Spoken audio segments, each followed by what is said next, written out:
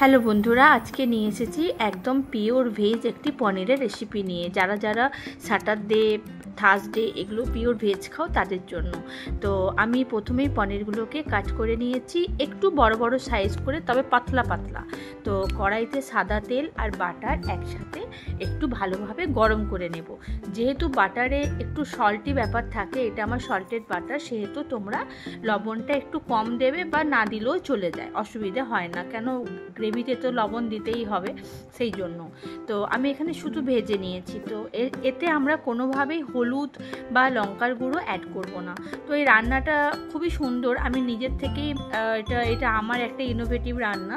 তো দেখলাম খুব ভালো হয়েছে, তার জন্য তোমাদের সাথে শেয়ার করলাম। এর জন্য একটা মশলা বেটে নিয়েছি, কাঁচা লঙ্কা, একটু আদা, একটু কাজু বাদাম দিয়ে ভালোভাবে, আর একটু এটা হচ্ছে একটু টক দই আর অল্প মেয়োনিজটা 2 চামচ মতো দিলেই হয়ে যাবে। সবটাই একটু সাদা সাদা ব্যাপার।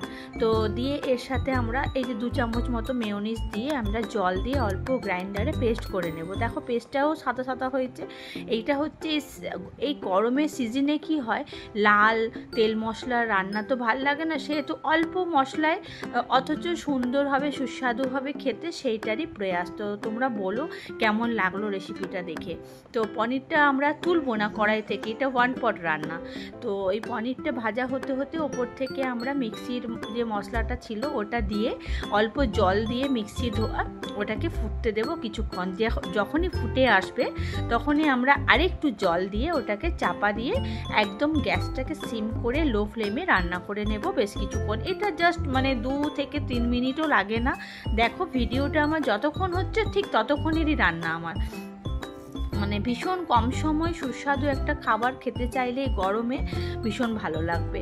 আমার গরমে বেসিক্যালি আদা রসুন পেঁয়াজ এসবের রান্না ভালো লাগে না, তারপরে তো এগুলো পিওর ভেজ রান্না ভীষণ ভালো লাগে। পরোটার সাথেও ট্রাই করতে পারো।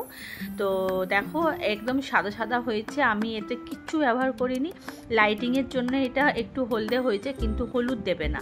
এটা পুরো শ্বেত শুভ্র পনির, এটা নামটাও আমি দিয়েছি শ্বেত শুভ্র, কেননা শ্বেত মানে পুরো মার্বেল টাইপের পনিরের রংটা হবে পুরো শ্বেত। তাই জন্য তোমাদের ভালো লাগলে লাইক শেয়ার সাবস্ক্রাইব করতে ভুলবে না, যার যার ভালো লাগবে। আর আমাকে প্লিজ একটা কমেন্ট করে যেও, তাহলে ভালো লাগবে। যে দেখো পনিরটা এত সফট হয়েছে আর ভীষণ সুন্দরও হয়েছিল খেতে। তোমাদের কেমন লাগলো আমাকে জানিও। এই গরমে তোমরা কে কেমন আছো সেটাও জানিও। আমিও ভালোই আছি, ওই জন্য নিত্য নতুন রান্না নিয়ে প্রায় দিনেই আসছি। তো থ্যাংক ইউ।